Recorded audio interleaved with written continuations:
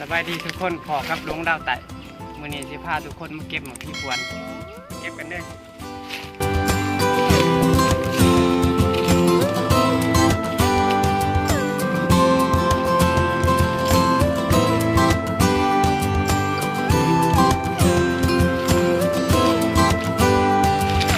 เฮ้เจอแล้วหมากพี่พวนโอ้ยอยู่ลุงกับพี่นี่เฮ้ยสิพะสิเอาลงมาให้เบิ่ง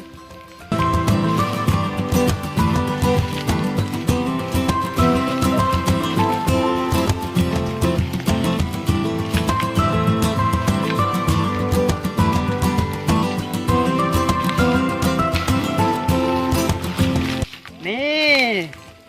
บอกไงนี่ยังอีกอันนึงนี่ให้เดี๋ยวจะเอามาให้เบิ่งอีก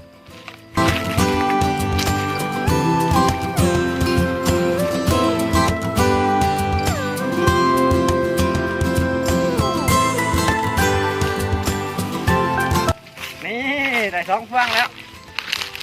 เนี่ยสิมาหวีให้เบิ่ง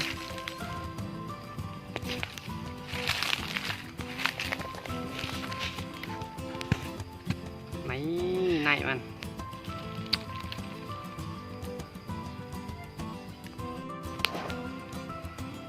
จะชิมให้เบิ่งว่ามันจะสมหรือหวานเนี่ยเอาค่ะหวานอันแต่บ่หวานแห้งแบบสมมันหวานหน่อยนึงอันแต่สมกับตัวสมแห้งโอ้ยแซ่บ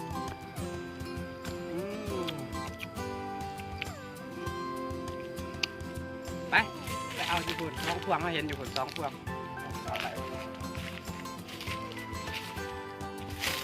นี่หมอกพี่ควรอยู่ต่ำๆเลยนี่ฟัง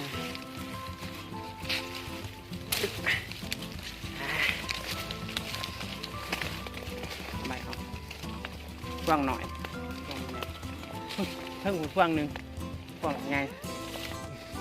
มีทั้งหมากซุกหมากลิบอยู่ดิอันนี้ก็ลิฟกับบัวลิฟกับมันออกเพิ่มๆหน่อยนึงแล้วเขาสิเอาลงมาให้เบิ่งบางเทื่อสิบ่เห็นคักเขาจะเอาลงมาให้เบิ่งเลย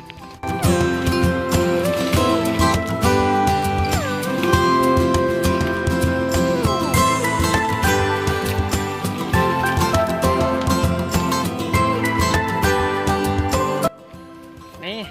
ได้มาแล้วหมากซุกหมากลิฟควรกับเป็นหมากใหม่ชนิดหนึ่งที่ว่าสามารถกินได้ที่ว่าย่ามเขาปลามันหิวอย่างเนี่ยหมากดิบเนี่ยสามารถกินสมได้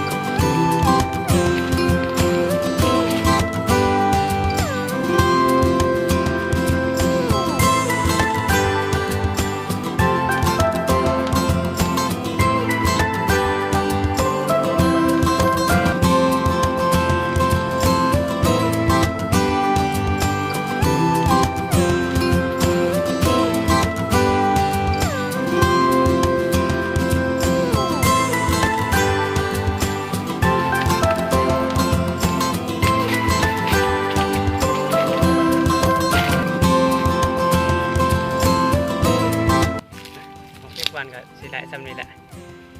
สิเมื่อแหละคลิปนี้ก็คงสิพ่อสำนีแหละพอกันคลิปหน้าว่าเขาจะพาไปหายังไปเมื่อครับ